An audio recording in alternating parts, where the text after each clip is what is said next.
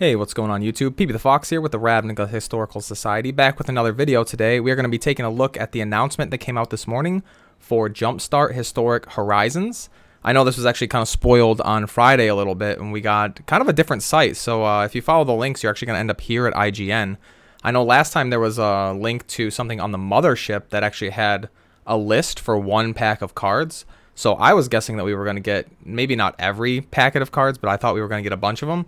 But we actually got something real different, so let's take a look here. Exclusive, MTG Arena's Jumpstart Historic Horizons set will add digital-only cards, full details revealed.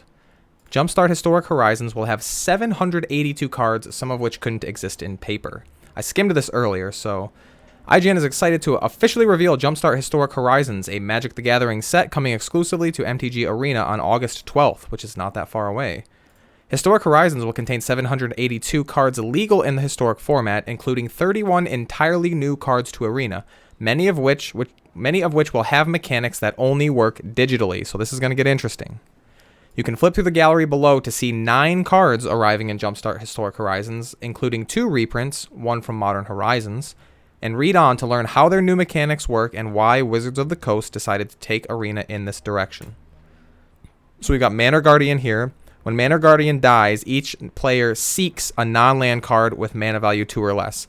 And I'll go ahead on these. Seeks is basically a new mechanic where you will get a random card out of your deck with a mana value 2 or less, but the deck won't reshuffle because you're not actually looking at it. So if you do something like Brainstorm and then you Seek, that stuff stays on top. Or if you Aether Gust something, or if you Teferi something, like there are a lot of interactions where Seek is a lot different than searching for. So that's kind of interesting. This card I really don't like that each player seeks. I don't ever see when that's good, but that's just what they're doing. Here's a new one. Davriel's Withering. Target creature perpetually gets -1/-2. So what this means is this is a permanent effect that applies in every zone. If it goes into the library, into your hand, exiled, into the graveyard, back into play somehow, it will always have that -1/-2. It's basically like taking a Sharpie and writing it on that card for the rest of the match. Kind of interesting, because Perpetually comes up again here with Lumbering Light Shield. When it enters the battlefield, target opponent reveals a non-land card at random from their hand. It perpetually gains. This spell costs 1 colorless, or 1 generic more to cast. Which this card is doubly interesting, because the opponent reveals non-land cards at random, so you still don't get any information on how many there were. And your opponent can't lie. Like in paper, this would never work, right? They would just lie, oh, I don't have any non-land permanent cards in my hand. And then you can never prove them wrong. So this is kind of a 2-in-1 interesting digital-only effect. Not only are we able to like access hidden information, but it also perpetually gains 1 more, which means even if they cast it and then somehow recast it, like if it's their commander that's in their hand somehow, it's got a lot of interesting applications for Lumbering Light Shield. We'll move on. Plaguecrafter, Death Touch. When it enters the battlefield, choose a creature card in your hand. It perpetually gains Death Touch. So I guess they're just showing off that we're also going to be giving abilities to cards outside of the battlefield.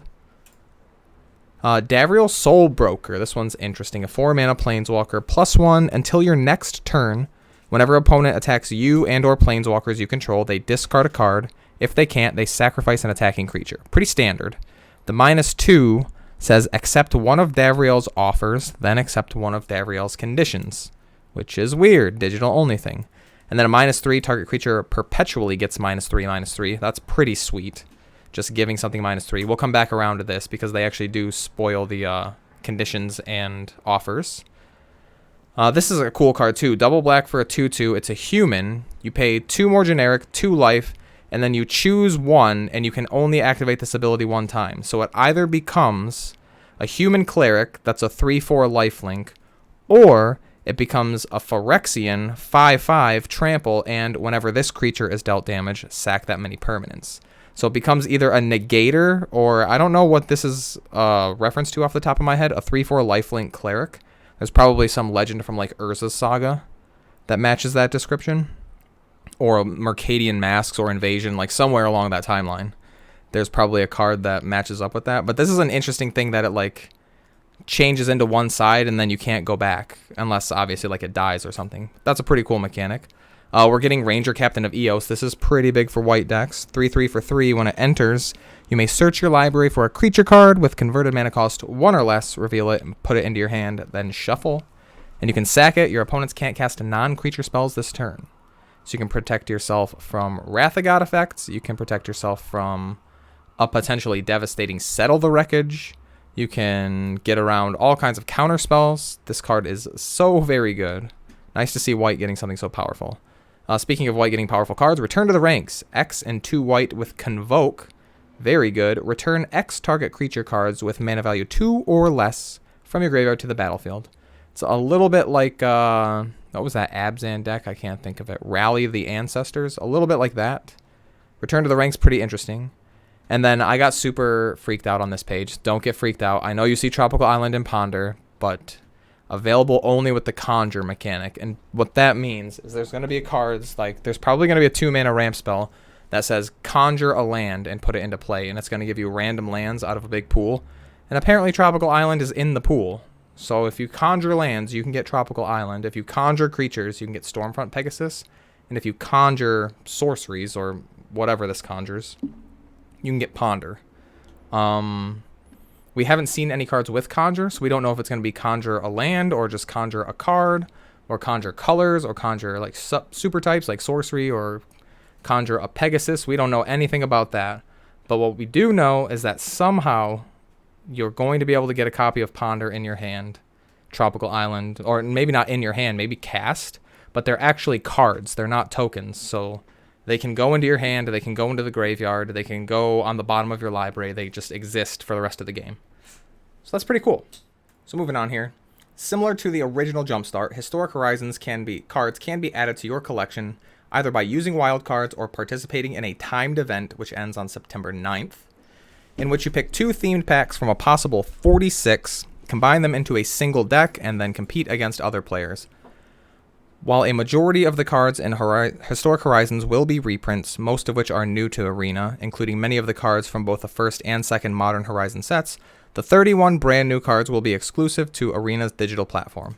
These cards will include 3 new mechanics with digital-first designs that cannot be replicated in Paper Magic. So we already saw those. And basically what they're saying here, if you haven't never done Jumpstart before, is I think it costs $2 to enter, or whatever. Like, it costs basically the price of 2 packs.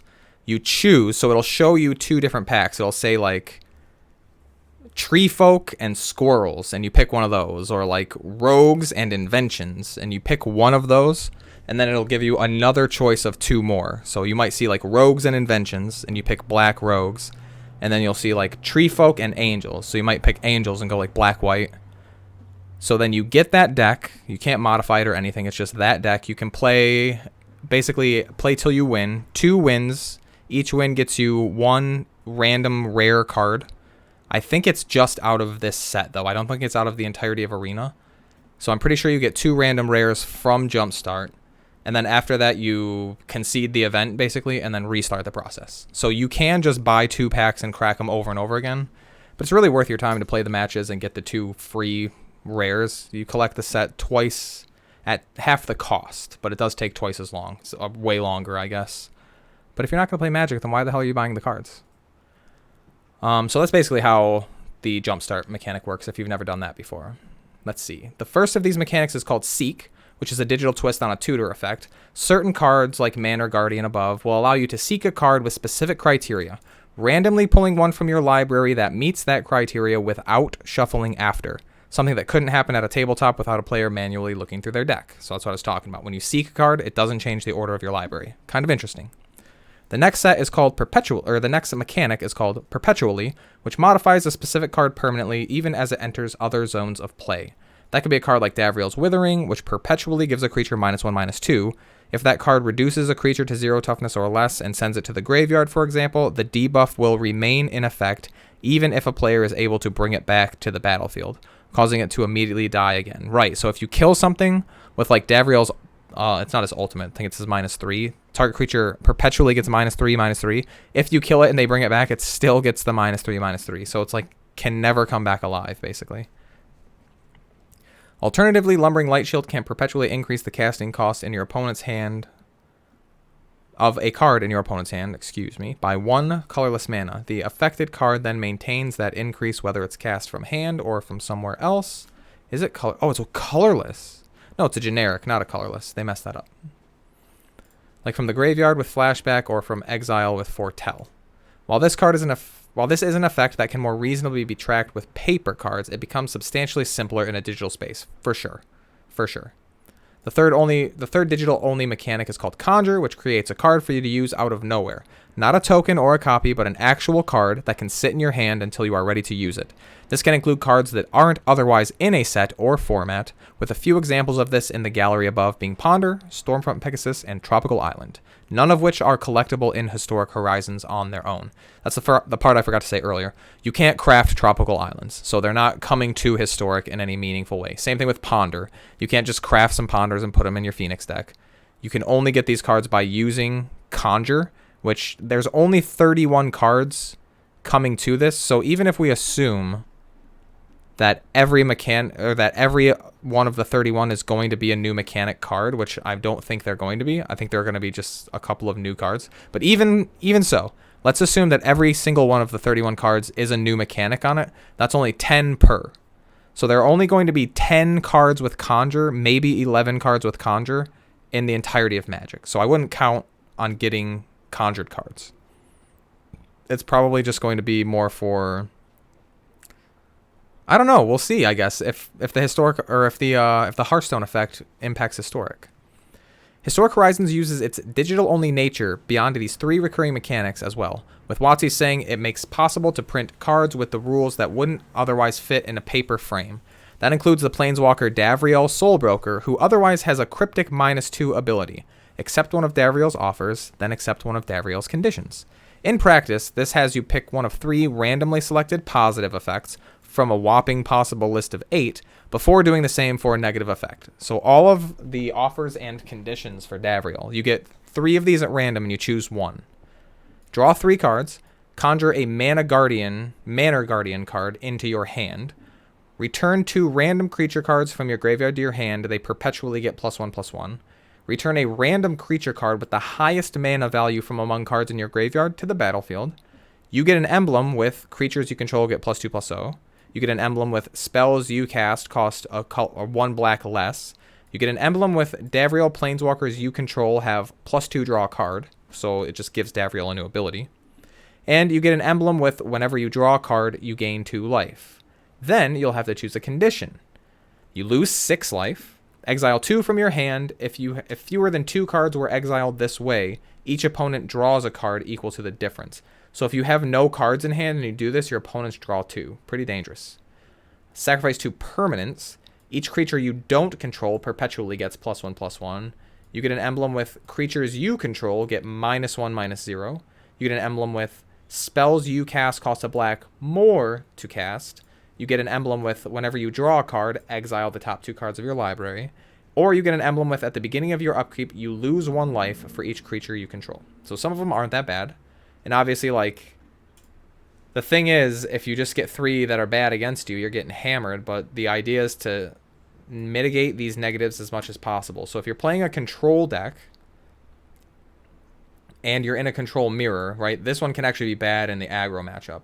But let's say you're playing like in a control deck, creatures you control get -1/-0. You probably don't care about that. You can build your deck around it, right? Spells you cast cost a black more. That's pretty bad for you. You can never take that. Whenever you draw a card, exile the top 2 of your library. Probably can't take that. Beginning of your upkeep, you lose a life for each creature you control. That's probably one that you can take. Losing 6 life is a big maybe. Exiling 2 cards from your hand is pretty much a no-no. Same with sack 2 permanents. Like, it's balanced enough that, like, I feel like no decks can play it. Like, even if you're drawing 3, well, I guess, and then exiling 2, that still seems bad. Like, having like sack 2 permanents or give your opponent's team +1/+1. I'm thinking about this a lot. It's really interesting, but, like, we'll see how it plays out. It looks really fun. It looks really fun. In a digital-only environment, there isn't the usual requirement of spelling out every single detail on the card itself, which WotC says will open up new design possibilities, or even allowing it to modify Davriel's lists substantially post-release. Exactly, they can just patch cards now. If this card sucks, they can boost its power level. We'll talk about that in a second. Davriel also uses the Perpetually and Conjure mechanics, further solidifying him as a Planeswalker not meant for paper. In fact, Historic Horizons will have a digital-first Planeswalker for every color, each with a themed pack of their own. So each color is getting something like Davriel, which is going to be... It's going to have probably 2 or 3 of the new mechanics on it. We'll see how many they can cram. That's really interesting. Really, really interesting. And what I was saying earlier, this is such a big, big moment for Magic, because in the past, there's been this problem where really cool characters from the story, really big personalities, and just like characters that you've seen referenced on cards for sometimes 10 years, finally get their own printed Magic card, and it sucks. And since the card sucks, it never sees play in any format, and it feels terrible. When I don't want to name them, because I know like some people will say, oh, that card doesn't suck, and some people will just be sad about it. But there are some big examples. It's like, let me pick one that like people probably might not be sad about, but like Kamal. Kamal is such a big figure in the story. Both in the Odyssey block and the Onslaught block are like basically about Kamal, even though he's not the main character of every book. And the fact that the red Kamal is like a terrible 6/1 for 6 with haste or something like that, and I think it taps for 3. It like dies to everything. It's just the most fragile, like unplayable card, even back then in Standard. And then like not even a year later, we get green Kamal, which was also bad. Like neither of those cards see very much play, which is a crime considering how important Kamal is to the story.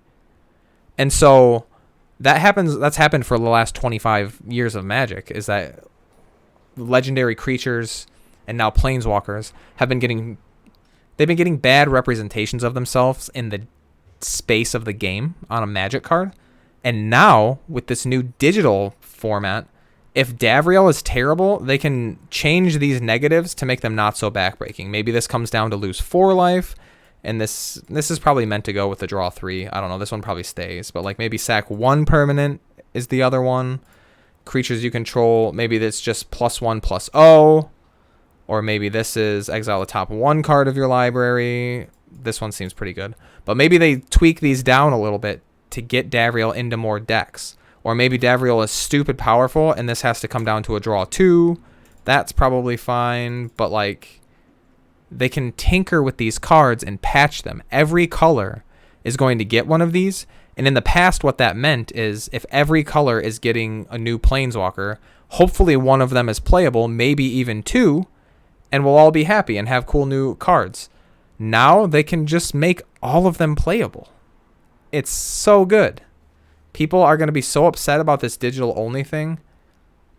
And then, like, the thing is, if the Wizards handles it right, which is like 50-50 at this point, but as long as they do that and they just tweak these cards until they're playable, it's so much easier to balance the format other than just like ban or not ban. It gives them so much more space to move around in balancing a format. It gives them tiny little knobs. It's like if you've ever seen a recording studio with like 48 tracks and there's 15 little tiny knobs on every track, and you're like, wow, there are so many little options there, I wouldn't know what to do. Like Wizards doesn't have that problem because their board is just one big switch and it's either ban or don't ban, and that's the only choice they have. Like every card doesn't have a little knob, it has a switch. Just ban it or don't ban it, and that's all they do. So this is cool. Anyway, so we go on from here. It just talks more about, you know, blah, blah, blah. We're adding these things. Packs have variants in them too, yada, yada. We'll read the entire thing. Why they're making digital-only Magic cards, basically talking about how this opens up so much design space, and there are a bunch of old ideas that we could never fit into paper because it was just too hard to make them work in a paper game, that now like there's a big rejected pile that they can just draw inspiration from that has like a lot of legwork already done on it, which is pretty cool. They're talking about, you know, we want to have this be an and, not an or in regards to paper Magic. So they're very clearly taking Historic away from paper. Like it's not ever going to be a paper format, which is good. This is what I was talking about. I think it was like 2 weeks ago. Keeping Historic as a digital only format solidifies it as a unique thing away from Pioneer and Modern and Standard and Legacy and whatever and Commander. This, it's almost a new game. It's just like slanted. It's not a new game, but it's definitely not Magic from even when Shards of Alara came out and like the first Planeswalkers. Even that was a huge shift in how Magic as a game worked. Like if you played Magic before Planeswalkers, you know that it was a very, very different game than when after they came.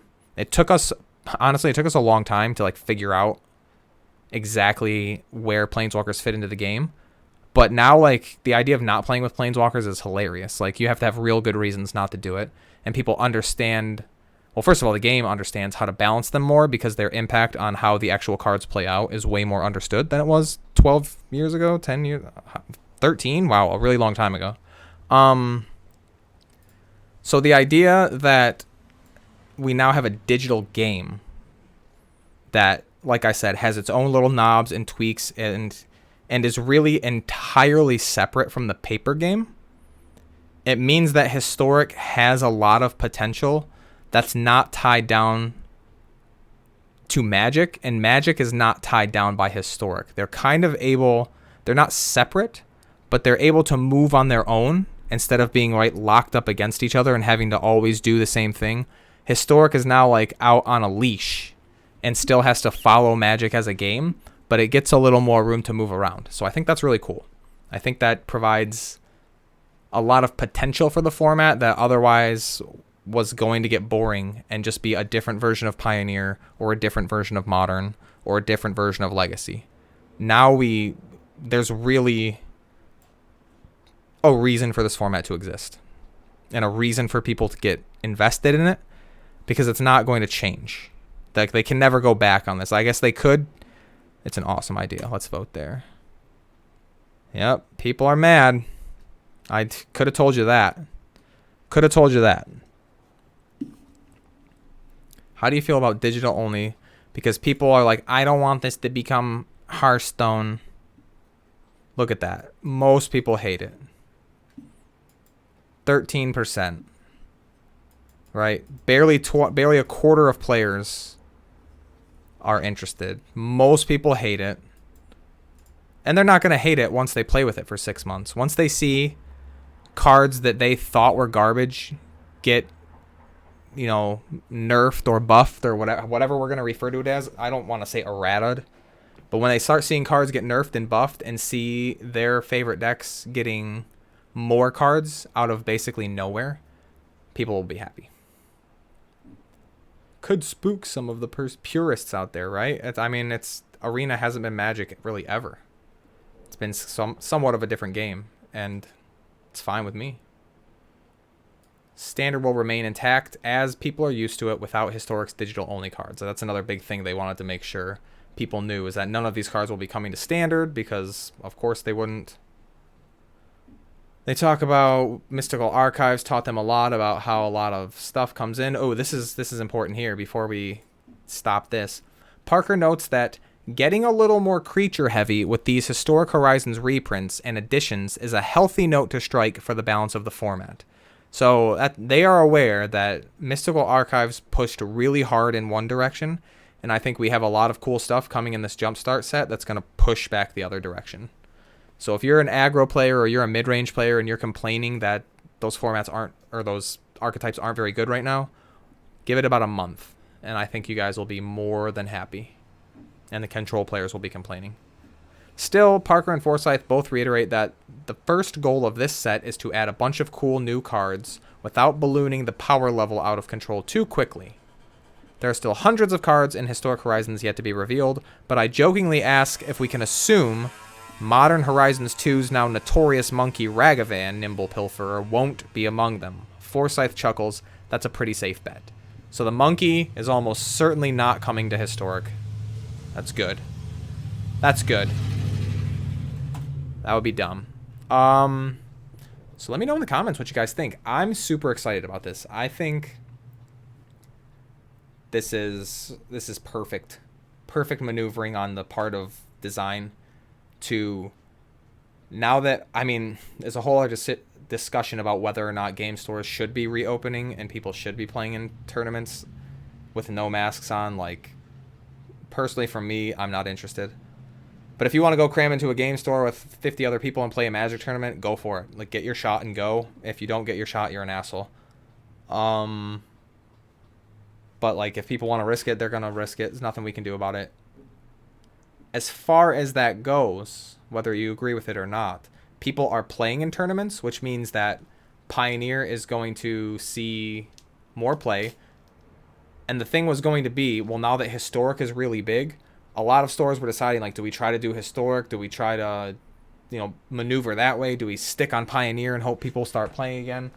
And this is really Wizards giving only one choice there. Do not start playing Paper Pioneer because there are going to be, do not start playing Paper Historic because there are going to be cards in the format that you cannot use, you cannot emulate even, really, right? In Paper Magic. Like, the Seek mechanic means, like, you can't even fake it, right? You have to shuffle that library. Of course, you could do things like, well, we know where this card is, so if it's the second from the top, then we'll shuffle the library and it'll only be the second. But, like, it's good that they're very clearly stating this is a digital only format. So if you are a physical Paper Magic store, focus on the physical sets that we've created. For all of you playing Historic, here's what's going to happen. And I think it's so good. I think, like I said, there's a lot of potential in this. I love that they're very clearly saying it's never going to happen in Standard. Ever. So all of the Standard release sets are going to be pretty good for Historic. And then things like this show me that we're going to get more supplemental sets in the future that are only Historic. Now the anthologies are going to be exciting because they're going to almost always, I'm sure, bring either more of these mechanics or a new mechanic. And we're going to get more supplemental Historic stuff so that they can keep pumping, number one, money, and money out of the format and cards into it. And that's exactly what I want out of Historic, because, like, having to sit for weeks like this, now I don't even want to play Historic now, because it's going to be so different after this comes out that the next 3 weeks are, like, somewhat irrelevant. Like, I don't want to craft a single card because we don't know what's coming out. So why would I build a Jeskai control deck and then all these sweet aggro creatures come out and control's unplayable, right? That's exactly what would happen to me. So the last thing I'll say is, if you're out there and you've got a stack of wild cards, just hold them. Don't spend them. Wait until every single card in the set is revealed. Don't be one of the people who sees, like, a really good draw spell or a really good counter spell and thinks, oh my god, control's back on top, and builds a control deck. And then 4 awesome creatures get spoiled and aggro just runs roughshod over everything. And don't be the person who sees an awesome new aggro creature and builds the aggro deck, and then a 3-mana full sweeper that gains you life gets printed, or something crazy like that, and aggro's back even lower than it was before. So just wait until the entire set is spoiled, and then we're going to be spending our stacks and stacks and stacks of wild cards. I'm excited. I hope you guys are excited. I'm going to cut the video because I've been ranting on and on for 29 minutes. Let me know what you guys think of it. I'm sure most of you hate it, but some of you might be looking forward to it like me. Regardless, despite what almost, wow, that's a lot of people who don't like it. 3/4 of the players. That's insanity. Only 4,000 votes, but that's quite a lot. We'll see, because it's happening. So, I guess we'll be back tomorrow with some games on the ladder. As always, I've been PB the Fox with the Ravnica Historical Society. You've all been awesome. Thank you for hanging out. And we'll see you back here tomorrow where we play some games. Take care.